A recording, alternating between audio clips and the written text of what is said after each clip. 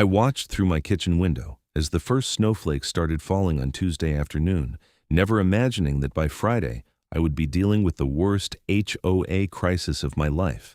My name is Ethan Whitmore, and I had lived in the Meadowbrook Heights subdivision in Boulder, Colorado for 3 years without major incident until Patricia Dawson became HOA president 6 months ago. The weather forecast had been warning us all week about a massive blizzard system moving in from the Rockies. I had prepared like any reasonable person would, stocking up on food, batteries, and most importantly, making sure my propane tank was full. That tank heated my entire home since our neighborhood ran on propane rather than natural gas. It sat in a small fenced enclosure on the side of my house, clearly on my property, about 15 feet from my side door. Patricia had been sending increasingly aggressive emails to the entire neighborhood about HOA violations for months. She was a 52-year-old woman with short blonde hair that she kept in that signature speak-to-the-manager style, and she drove a white Lexus SUV with a custom license plate that read HOA Boss. I am not making that up. She genuinely thought it was clever. Her latest crusade involved what she called aesthetic violations.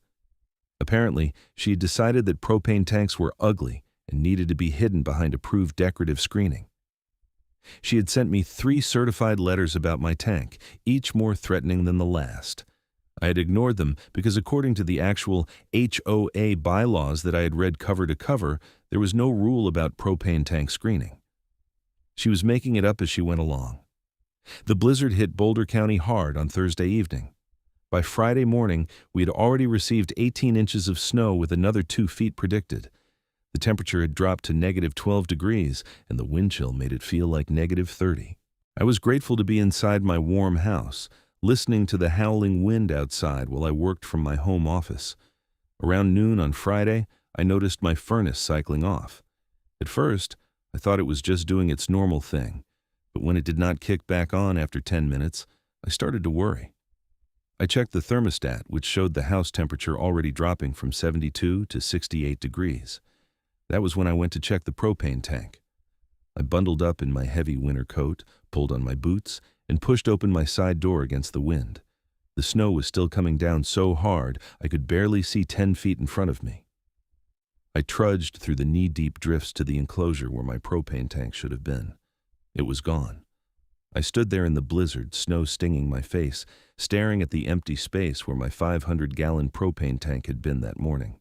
The connecting lines had been disconnected and capped, which required tools and some knowledge of propane systems. This was not some random theft. Someone had deliberately removed my tank in the middle of a historic blizzard. I fought my way back inside, my mind racing. Who would do something this insane? My house was already down to 65 degrees and dropping fast. Without heat in this weather, my pipes would freeze within hours, causing thousands of dollars in damage. This was not just theft. This was dangerous. That was when I remembered my security cameras. I had installed a comprehensive system 6 months ago after Patricia had accused me of parking my car on the street overnight, which was supposedly against HOA rules, even though half the neighborhood did it. I wanted evidence of who was actually breaking rules if it ever came to that. The cameras were weatherproof, high definition, and had night vision. One of them pointed directly at the side of my house where the propane tank had been. I pulled up the security camera app on my laptop with shaking fingers, though whether from cold or anger I could not tell. The house was already at 62 degrees. I scrubbed through the footage from that morning, and what I saw made my blood boil. At 8:30 that morning, Patricia's white Lexus had pulled into my driveway. She got out wearing a pink puffer jacket and those ridiculous rhinestone-studded boots she always wore, looking around nervously. Then, a white moving truck pulled up behind her. 2 men got out and followed Patricia around to the side of my house. The camera captured everything in crystal-clear detail. Patricia pointed at my propane tank and gestured animatedly while the 2 men nodded. One of them went back to the truck and returned with tools. Over the next 45 minutes, the footage showed them carefully disconnecting my propane tank, loading it onto a dolly, and wheeling it through the snow to their truck. Patricia stood there the entire time, watching and occasionally checking her phone. Before they left, Patricia actually walked up to my side door and peered through the window. The camera caught her face clearly. She was not even trying to hide what she was doing. She genuinely believed she had the authority to remove my property because of some made-up HOA rule. The footage showed them driving away at 9:20 a.m. with my propane tank in the back of their truck. That was 4 hours ago, and my house temperature was now 58 degrees and falling. I immediately called the Boulder County Sheriff's Office non-emergency line. Even though this was clearly theft, I was not sure if they would respond quickly given the blizzard conditions. The dispatcher told me they would send someone as soon as possible, but with the weather emergency, it might be several hours. "This is literally life-threatening," I told the dispatcher, trying to keep my voice calm. "My house is losing heat rapidly in sub-zero temperatures. Someone stole my propane tank." "I understand, sir," the dispatcher said with professional sympathy. "I am marking this as high priority. In the meantime, do you have anywhere else you can go?" "In this blizzard? The roads are completely impassable. I am stuck here." She promised to do her best to get someone out to me and advised me to stay warm with blankets and layers. I hung up and immediately called Patricia's cell phone number, which was listed on all her obnoxious HOA emails. She answered on the third ring, her voice dripping with fake sweetness. "Hello, Ethan. What can I do for you?" "You can return my propane tank immediately," I said, fighting to keep my voice level.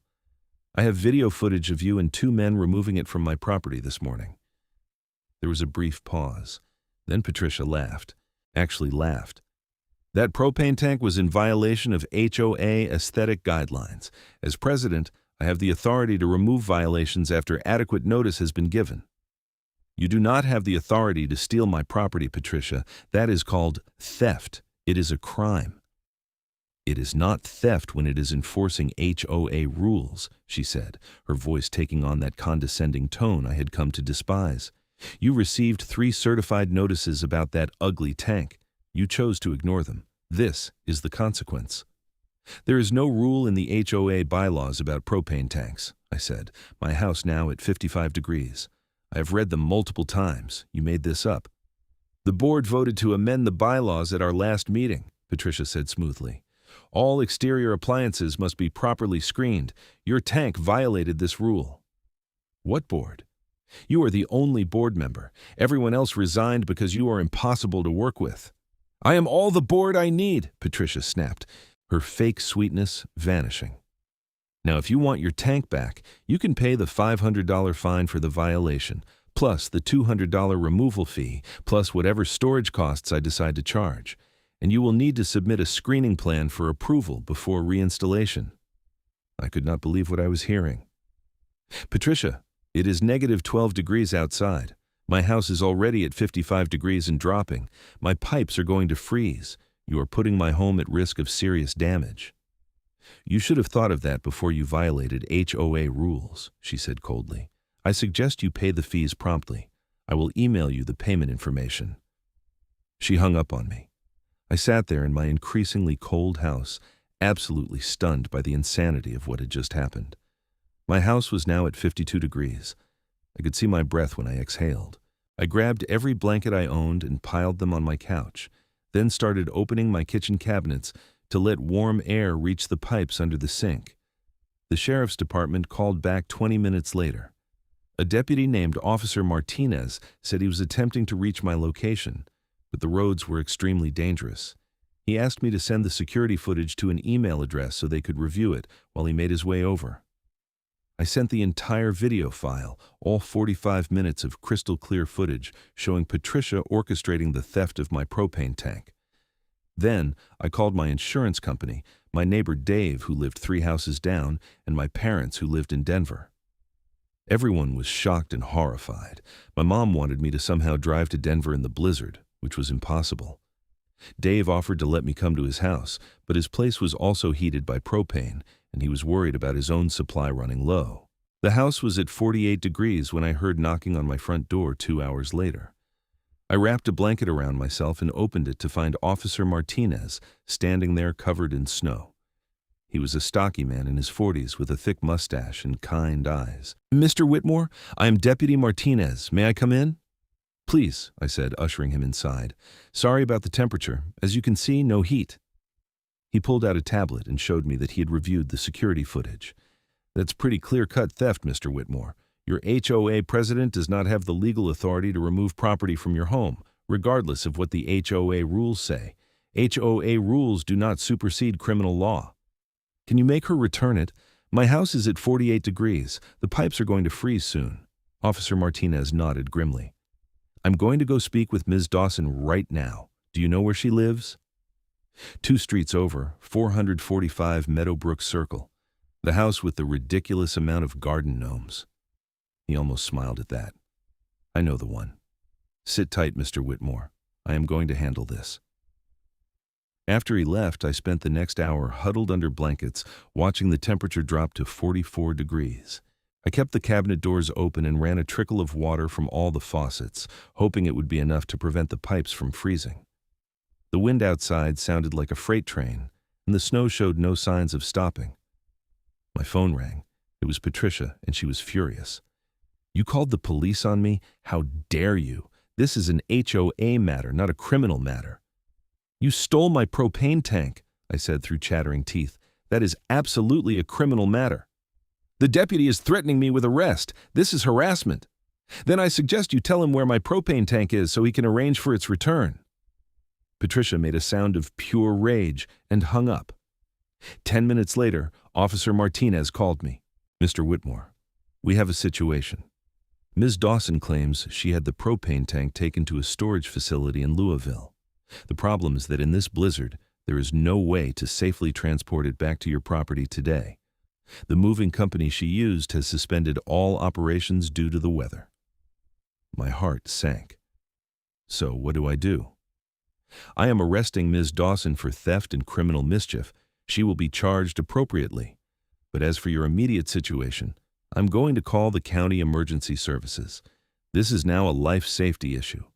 They may be able to get you to a warming shelter, or they might have resources I do not know about. What about my house, the pipes? Do what you can to prevent freezing. Leave faucets dripping. Keep cabinet doors open. I am sorry, Mr. Whitmore. This is a mess. After we hung up, I heard sirens in the distance, even over the wind. A grim satisfaction filled me, knowing that Patricia was being arrested, but it did nothing to solve my immediate problem. My house was now at 41 degrees. My phone buzzed with a call from an unknown number. I answered it cautiously. Mr. Whitmore, this is Frank Callahan. I own Callahan Propane here in Boulder. Deputy Martinez called me about your situation. I understand Patricia Dawson had your tank stolen? Yes, I said, hope flickering. Do you know her? Unfortunately, yes. She tried to get me to refuse service to 3 different homeowners in your neighborhood because they were behind on HOA fees. I told her that is not how propane service works. Anyway, I have got a truck and a full 500-gallon tank. I'm going to bring it out to you and do an emergency installation. In this blizzard? Frank chuckled. I have been doing this for 30 years, son. I've got a 4-wheel drive truck with chains and enough experience to handle it. It is going to cost you for the emergency service, but you need heat. I will pay whatever it costs, I said, nearly crying with relief. Thank you so much. Give me about 90 minutes. Keep those faucets dripping. True to his word, Frank Callahan showed up 85 minutes later in a massive truck with a propane tank in the bed.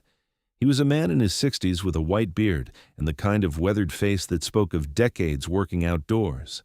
He brought a younger man with him who he introduced as his son, Marcus. Let us get you heat, Frank said simply. I watched from my window as they worked in the blizzard, their movements efficient and practiced despite the horrible conditions. They installed the new tank in just under an hour, connected all the lines, and checked for leaks. When Frank knocked on my door, he was covered in snow but grinning. You are all set. Fire up that furnace. I adjusted the thermostat and heard the most beautiful sound in the world, my furnace kicking on. Within minutes, warm air was flowing through the vents. The house was still at 39 degrees, but it was going to warm up now. How much do I owe you? I asked Frank, pulling out my wallet. For the tank rental and installation, normally it would be around $800, but given the emergency service in a blizzard, I have got to charge $2,000 total. I am sorry, but that is what it costs to get 2 men out here in these conditions. It is worth every penny, I said, writing him a check immediately. You probably saved my house from thousands in damage. Frank looked uncomfortable. Look, about Patricia Dawson. She has been a thorn in this community's side for months. A lot of folks are afraid to stand up to her because they do not want the hassle. But what she did to you is criminal. I am glad you called the police. She got arrested a couple hours ago. Good, Marcus chimed in. She tried to fine my dad's business for having a truck parked at a customer's house longer than 24 hours. Lady is out of her mind.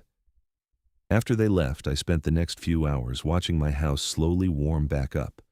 The pipes had not frozen, thank God. By evening, the temperature was back to 68 degrees and climbing. The blizzard continued to rage outside, but I was safe and warm. The next morning, Saturday, I woke to 29 inches of snow and a text message from Officer Martinez asking me to call him. The storm had finally passed, leaving behind brilliant sunshine and a landscape that looked like Antarctica. "Mr. Whitmore, I wanted to update you on the situation," Officer Martinez said when I called him back. "Patricia Dawson was arrested yesterday and charged with theft, criminal mischief, and reckless endangerment. She posted bail last night. However, there is more to this story." "What do you mean?" "When we searched her property pursuant to the arrest, we found evidence that she has been stealing from the HOA fund for months. We are talking about embezzlement in the range of $30,000 to $40,000. We also found your propane tank in her own backyard, not at any storage facility. She lied about that." I was speechless for a moment. "She had my tank at her house?" "Yep. She apparently planned to sell it or use it herself. We also found 3 other propane tanks on her property that she claims were violations she removed from other homeowners. Those homeowners never reported the thefts because she told them they could get their tanks back by paying fines." "That is insane." "It gets better. The district attorney is very interested in this case. Between the theft, the embezzlement, and the fact that she endangered your property during a weather emergency, they are looking at some serious charges. She could be looking at real prison time." Over the next few days, as Boulder County dug out from the historic blizzard, the story of Patricia Dawson's arrest spread through Meadowbrook Heights like wildfire. It turned out that she had been terrorizing homeowners for months, making up rules, threatening fines, and pocketing HOA fees for her personal use. At least 7 other homeowners came forward with stories of harassment and illegal fines. The local news picked up the story by Tuesday. A reporter from Denver's Channel 9 News called me and asked if they could interview me and use my security footage. I agreed, figuring the more people who knew about Patricia's crimes, the better. The segment aired on Wednesday evening. They showed clips of my security footage with Patricia directing the removal of my propane tank, then interviewed me about the incident. The reporter, a sharp woman named Jennifer Cross, did not hold back. HOA President Patricia Dawson is facing multiple felony charges after allegedly stealing a homeowner's propane tank during last week's historic blizzard, Jennifer reported with the footage playing behind her. The theft, which was captured on security cameras, left Ethan Whitmore without heat as temperatures plunged to dangerous levels. But investigators say this was just the tip of the iceberg. They interviewed Officer Martinez, who explained the embezzlement charges. They interviewed Frank Callahan, who talked about Patricia's attempts to interfere with his business. They even interviewed 2 other homeowners whose propane tanks had been stolen. The segment went viral. By Thursday morning, it had been shared thousands of times on social media. National news outlets picked it up. Patricia Dawson became the face of HOA abuse across the country. Her rhinestone boots and HOA boss license plate mocked mercilessly online. I received over 100 emails and messages from people across the country sharing their own HOA horror stories. Some were funny, but many were genuinely disturbing tales of harassment and abuse of power. It became clear that Patricia was not an anomaly. She was just one particularly brazen example of a systemic problem with HO, as that have no oversight. 2 weeks after the blizzard, I received a certified letter from Patricia's attorney threatening to sue me for defamation. I forwarded it to my own attorney, a sharp woman named Rachel Morrison, who had watched the news coverage and reached out to offer her services. "This is laughable," Rachel told me over the phone. "You cannot defame someone by showing video evidence of them committing a crime. Let them try to sue. It will just dig her hole deeper." Patricia's attorney never followed through with the lawsuit. Instead, the criminal case moved forward rapidly. The district attorney, a man named Thomas Chen, was determined to make an example of the case. HOA board members are not above the law, he told reporters at a press conference in late February. Patricia Dawson abused her position, stole from her neighbors, and endangered property during a weather emergency. We take these charges very seriously. The preliminary hearing was in early March. I had to testify about the theft and the impact it had on my home.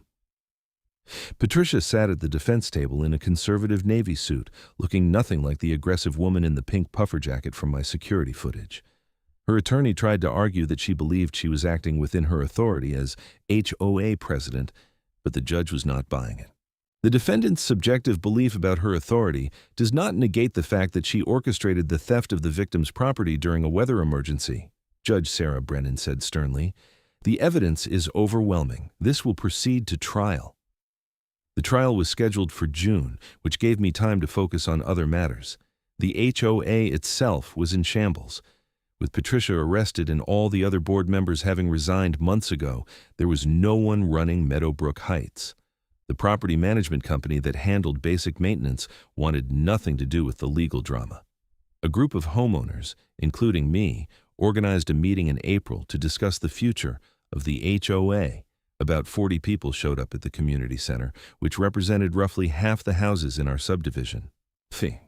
I think we should just dissolve the HOA, suggested Dave, my neighbor. Clearly, we cannot be trusted to run it properly. That is harder than it sounds, explained a homeowner named Richard Torres, who was a real estate attorney. Dissolving an HOA requires a majority vote of all homeowners, and there are legal and financial complexities. It is possible, but it takes time. In the meantime, we need basic governance, said another homeowner, a woman named Susan Park. We have common areas that need maintenance, snow removal contracts, that sort of thing. After 3 hours of discussion, we voted to elect a temporary board with strict oversight measures. Richard Torres agreed to serve as president, with Susan Park as treasurer and a retired accountant named Bill Henderson as secretary. We also voted to hire a professional management company that specialized in HOA governance reform. The trial began on June 15, 2026. It was held at the Boulder County District Court, a modern building with lots of glass and natural light. I took 2 days off work to attend and testify. The prosecution's case was devastating. They presented my security footage, which was played on large screens for the jury. You could see several jurors shaking their heads in disbelief as they watched Patricia directing the removal of my propane tank while snow fell heavily around her. Thomas Chen, the prosecutor, walked me through the events of that day in detail. Mr. Whitmore, can you describe what you felt when you discovered your propane tank was missing during the blizzard? Panic, I said honestly. It was -12 degrees outside with a wind chill of -30. Without heat, my house would become uninhabitable within hours, and my pipes would freeze and burst, causing catastrophic damage. I felt terrified and violated. Did you give anyone permission to remove your propane tank? Absolutely not. That tank was my property, on my land, connected to my home's heating system. Patricia's defense attorney, a slick man in his 50s named Gerald Newsom, tried to argue that she genuinely believed she had the authority to remove code violations. But on cross-examination, Thomas Chen destroyed that argument. Ms. Dawson, you claim you believed you were enforcing legitimate HOA rules, but you did not notify Mr. Whitmore that you were removing his tank that day, correct? I had sent him 3 certified letters, Patricia said defensively. That is not what I asked. You did not tell him you were removing it on that specific day, in the middle of a blizzard, correct? No, and you told Mr. Whitmore that his tank was in a storage facility in Louisville, when in fact it was in your own backyard, correct? Patricia hesitated. I was planning to move it to storage. So you lied to him about where his property was located. I did not lie, Yes or no, Ms. Dawson, was the tank in a storage facility in Louisville as you claimed, or was it in your backyard? It was in my yard, she admitted quietly. And you intended to sell that tank, did you not? We have text messages between you and a propane dealer discussing the sale of used tanks. Patricia's face went red. That is not what those messages were about. But Thomas Chen presented the text messages on screen. They clearly showed Patricia asking about prices for used 500-gallon propane tanks and the best way to sell them without paperwork. The embezzlement charges were equally damning. The prosecution presented bank records showing that Patricia had written checks from the HOA account to her personal account, marked as administrative fees and management expenses that were never approved by any board vote. Over 18 months, she had stolen $43,000. Several homeowners testified about her pattern of harassment and illegal fines. One elderly couple, the Washingtons, testified that Patricia had threatened to put a lien on their house if they did not pay a $500 fine for painting their mailbox the wrong shade of approved colors. "We were terrified," Mrs. Washington said, dabbing her eyes. "We are on a fixed income. We could not afford to lose our home." The trial lasted 4 days. The jury deliberated for just 3 hours before returning with their verdict. "On the count of theft, we find the defendant guilty. On the count of criminal mischief, we find the defendant guilty. On the count of embezzlement, we find the defendant guilty. On the count of reckless endangerment, we find the defendant guilty." Patricia's face went white as the verdicts were read. Her attorney put a hand on her shoulder, but she shook it off. I felt a wave of relief wash over me. Justice was actually being served. Sentencing was scheduled for 6 weeks later. In the meantime, Patricia remained free on bail, but was ordered to stay away from Meadowbrook Heights and have no contact with any of the homeowners she had victimized. The sentencing hearing in late July was packed with homeowners from Meadowbrook Heights who wanted to see justice done. Judge Brennan allowed several of us to give victim impact statements. I spoke about the terror of watching my house temperature drop in the middle of a blizzard, not knowing if I would survive or if my home would be destroyed. Mrs. Washington spoke about the stress-induced health problems she had suffered due to Patricia's harassment. Other homeowners spoke about the financial and emotional toll of dealing with her abuse of power. When it was Patricia's turn to speak, she stood and faced the judge. For a moment, I thought she might actually apologize or show some remorse. Instead, she doubled down. "I was trying to maintain property values and enforce standards," Patricia said, her voice shaking with emotion. "These people did not appreciate what I was doing for them. I worked tirelessly as HOA president, and this is how I'm repaid, with criminal charges for doing my job." Judge Brennan's expression was ice cold. "Ms. Dawson, you have shown no remorse for your actions. You endangered a man's life and property during a weather emergency because of your own ego and desire for control. You embezzled tens of thousands of dollars from your neighbors. You terrorized an entire community. This was not about maintaining property values. This was about power and greed." The judge sentenced Patricia to 4 years in state prison for the embezzlement charge, with additional concurrent sentences for the other charges. She was also ordered to pay full restitution to the HOA and to me personally for all damages and costs incurred. Patricia's face crumpled as the sentence was handed down. Her attorney immediately indicated they would appeal, but the judge denied a stay of sentence pending appeal. Patricia was taken into custody immediately. As the bailiffs led her out of the courtroom in handcuffs, she turned to look at me. For just a moment, our eyes met. I did not feel angry anymore. I just felt sad that someone had let their desire for control destroy their life so completely. Outside the courthouse, reporters swarmed us. Jennifer Cross from Channel 9 was there, along with crews from several national outlets. The case had become a national symbol of HOA reform. "Mr. Whitmore, how do you feel about the sentence?" Jennifer asked, holding a microphone toward me. "I feel like justice was served," I said simply. "Patricia Dawson abused her power and hurt a lot of people. I hope this case sends a message that HOA board members are not above the law." What would you say to other homeowners dealing with similar situations? "Document everything. Keep records. Install security cameras if you need to. And do not be afraid to stand up for your rights. The law is on your side." Over the next few months, the story continued to have ripples. Several states, including Colorado, introduced legislation to increase oversight of HOAs and provide better protection for homeowners. The case was cited in legal briefs and law review articles about the limits of HOA authority. As for Meadowbrook Heights, the new board under Richard Torres proved to be everything Patricia was not. They were transparent, fair, and focused on basic maintenance rather than petty rule enforcement. We actually voted to amend the bylaws to include strict limits on board authority and required approval from homeowners for any new rules. Frank Callahan helped me recover my original propane tank from the evidence locker once the trial was over. It became something of a joke in the neighborhood.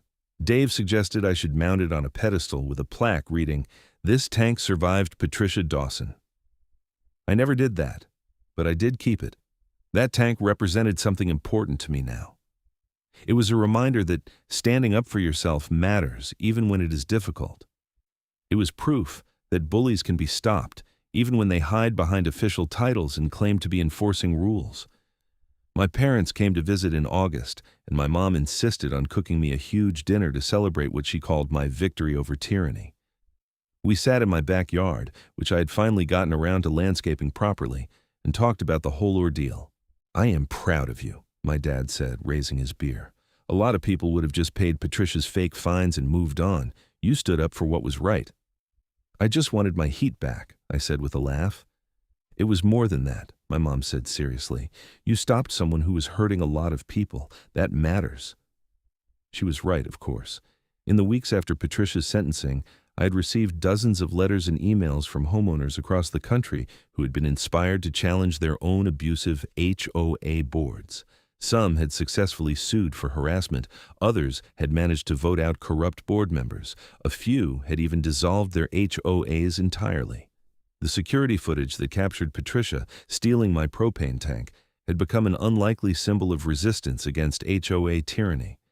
It had been viewed millions of times online, spawned countless memes, and was even referenced in a segment on Last Week Tonight with John Oliver about HOA reform. In September, I was contacted by a documentary filmmaker named Amanda Chen, who was making a film about HOA abuse in America. She wanted to feature my case as one of several stories illustrating the need for reform. I agreed to participate, and we spent 2 days filming interviews in my home and around Boulder. "What do you think drives people like Patricia Dawson?" Amanda asked during one of the interviews. "What makes someone abuse power like that?" I thought about it carefully. I think some people get a small amount of authority and it goes to their head. They start to believe that their rules and their judgment are more important than other people's rights. In Patricia's case, I think she genuinely believed she was making the neighborhood better, but she lost sight of the fact that she was hurting real people in the process. "Do you think she deserved 4 years in prison?" "I think she deserved to face consequences for her actions," I said. "She stole from her neighbors, she endangered my property and potentially my life, and she showed no remorse. The embezzlement alone justified serious prison time. The fact that it happened in the context of HOA abuse just made it worse." The documentary, titled American Homeowners, The HOA Crisis, premiered at the Tribeca Film Festival in April 2027 and was later picked up by Netflix. It was strange seeing my story told on screen alongside other cases of HOA abuse from across the country. Some were darkly funny, like the woman in Florida who was fined for having the wrong shade of pink flamingo in her yard. Others were genuinely tragic, like the elderly man in Arizona who lost his home to an HOA foreclosure over a few $100s in disputed fees. The documentary ended with a call to action, encouraging viewers to support HOA reform legislation and to get involved in their own community governance. It struck a chord with millions of viewers and became one of Netflix's most watched documentaries of the year. As for me, life returned to a comfortable normal. I continued working from home, enjoying my now properly heated house.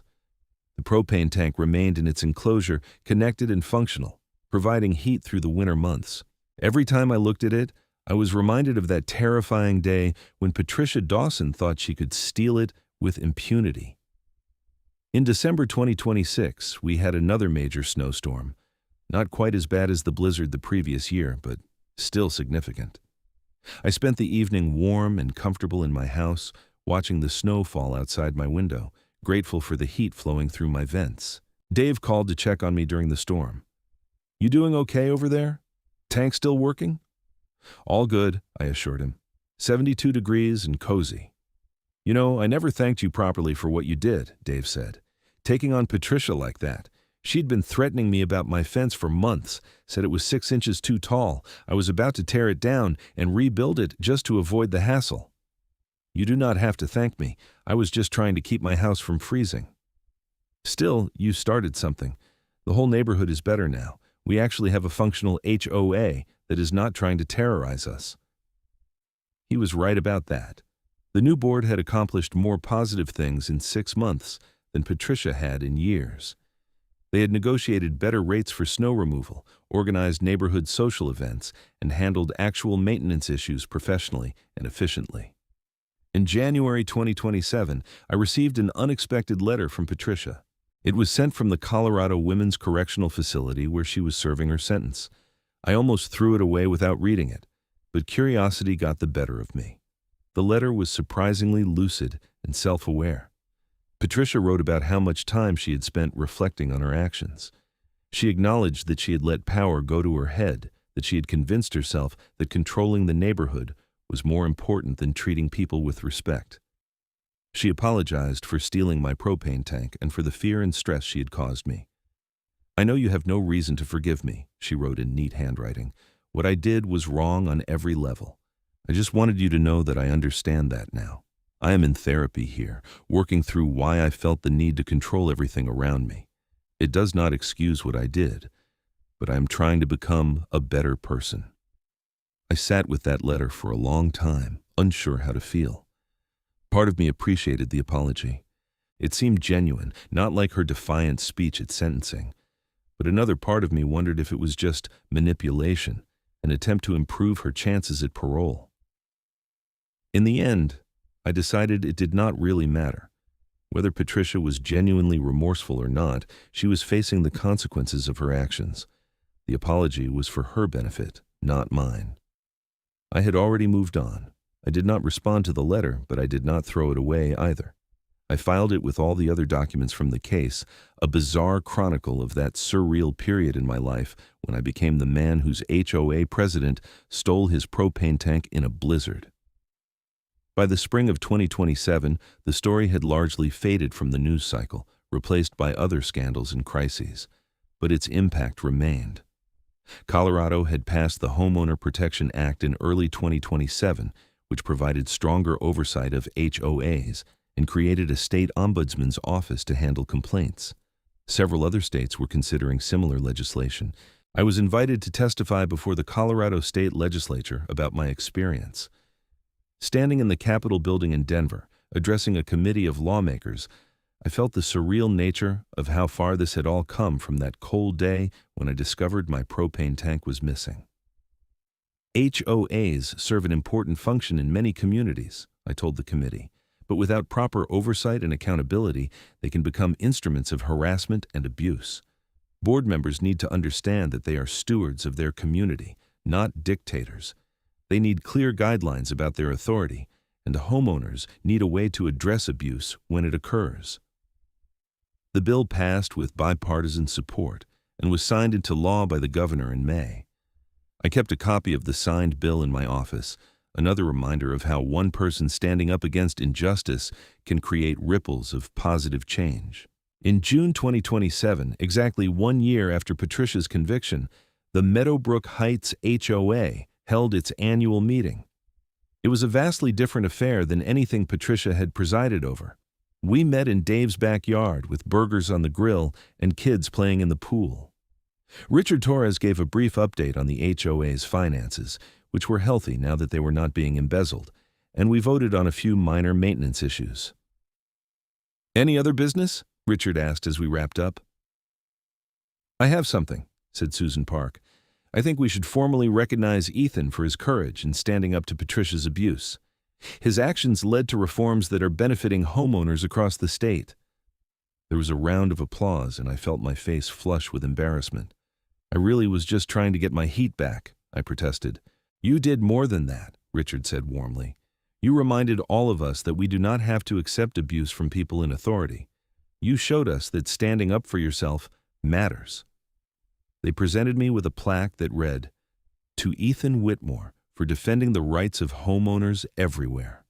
Meadowbrook Heights, HOA, June 2027. It was cheesy and over the top, and I loved it.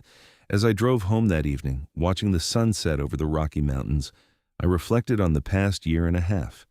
It had been stressful, expensive, and time-consuming to fight Patricia's abuse, but it had also been worthwhile. The justice system had worked. The community had come together. Real change had happened. My house came into view, and I smiled as I saw the propane tank in its enclosure. That tank had become famous in its own absurd way, a symbol of one man's refusal to be bullied by an out-of-control HOA president. It sat there quietly, doing its job, keeping my house warm, as it had been designed to do. I pulled into my driveway and sat for a moment, enjoying the peaceful evening. No threatening emails from Patricia, no certified letters about made-up violations, no fear that someone would steal my property while I slept. Just peace, quiet, and a well-functioning HOA that actually served its community. Inside, I pulled up the security camera app one last time, checking the feeds out of habit. Everything was quiet. Nothing but my yard, my house, and my propane tank, exactly where it was supposed to be. I thought about all the homeowners who had reached out to me over the past year, sharing their own stories of HOA abuse. I thought about the legislation that had passed, protecting people from the kind of treatment Patricia had inflicted. I thought about the documentary that was educating millions of people about these issues. One stolen propane tank in a blizzard had sparked all of this. One security camera had captured the evidence needed to bring a bully to justice. One man's refusal to pay illegal fines had led to systemic change. It was a strange legacy, but it was mine. And as I settled onto my couch, warm and comfortable in my properly heated home, I felt genuinely proud of how I had handled the situation. I had not fought back with anger or revenge. I had simply documented the truth, followed the law, and let justice take its course. Sometimes that is all it takes to make a difference. Sometimes standing up for yourself is not about grand gestures or dramatic confrontations. Sometimes it is simply about refusing to accept injustice, documenting what happens, and trusting that the truth will prevail. Patricia Dawson had thought she was untouchable, that her title as HOA president gave her the authority to do whatever she wanted. She had learned the hard way that no one is above the law, no matter what position they hold. Her rhinestone boots and HOA boss license plate had not protected her from the consequences of her actions. And me? I was just a guy who wanted to stay warm during a blizzard and was willing to fight for that basic right. That fight had led me down a path I never expected, turning me into an unlikely advocate for HOA reform. But I would not change how things turned out. As winter approached again in late 2027, I made sure my propane tank was full and ready. The weather forecasters were predicting another harsh winter with multiple significant snowstorms expected. But this time, I was not worried. I had heat, I had security cameras, and I had a functioning HOA that actually cared about its homeowners rather than terrorizing them. The blizzard that had brought Patricia Dawson's crimes to light had been one of the worst experiences of my life. But it had also been the catalyst for positive change, not just in my neighborhood but across Colorado and beyond. Sometimes the worst moments lead to the best outcomes, if you are willing to stand up and fight for what is right. I raised a glass of bourbon that evening, toasting the propane tank that had started it all, the security cameras that had captured the truth, and the justice system that had ultimately prevailed. It had been one hell of a ride, but I had come out the other side stronger, wiser, and with a pretty good story to tell. And every time someone asked me about the HOA president who stole my propane tank in a blizzard, I smiled and said the same thing. Too bad my security camera caught every minute, because it had, and that footage had changed everything. That is the power of the truth, captured on video, preserved forever. Patricia Dawson had thought she could get away with her abuse because HOA presidents had been getting away with similar behavior for decades. But times were changing, technology was evolving, and homeowners were learning to document and fight back against injustice. My case had become a template for others. Whenever I heard about another homeowner successfully challenging an abusive HOA, I felt a sense of satisfaction. The battle was not over. There were still too many Patricia Dawsons out there abusing their limited authority. But progress was being made, one case at a time, one standing homeowner at a time. As I turned off the lights and headed to bed that night, my house warm and secure around me, I felt a deep sense of contentment. Justice had been served, the community had been healed, reform had been enacted, and all because one man refused to accept that his propane tank could be stolen in the middle of a blizzard. Sometimes the smallest acts of resistance create the biggest waves of change. Sometimes standing your ground matters more than you can imagine. And sometimes a security camera catching 45 minutes of illegal activity is all it takes to bring down a tyrant and spark a movement for reform. That was my story. The story of how Patricia Dawson's greed and abuse of power ultimately led to her downfall and created positive change for thousands of homeowners. It was strange, surreal, and absolutely true. Every word of it happened, captured in crystal-clear high-definition video for the world to see.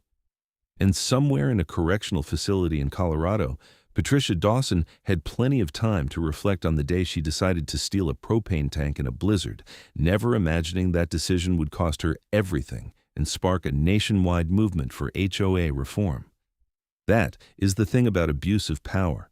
It always catches up with you eventually, especially when someone has a security camera pointed right at you. The end.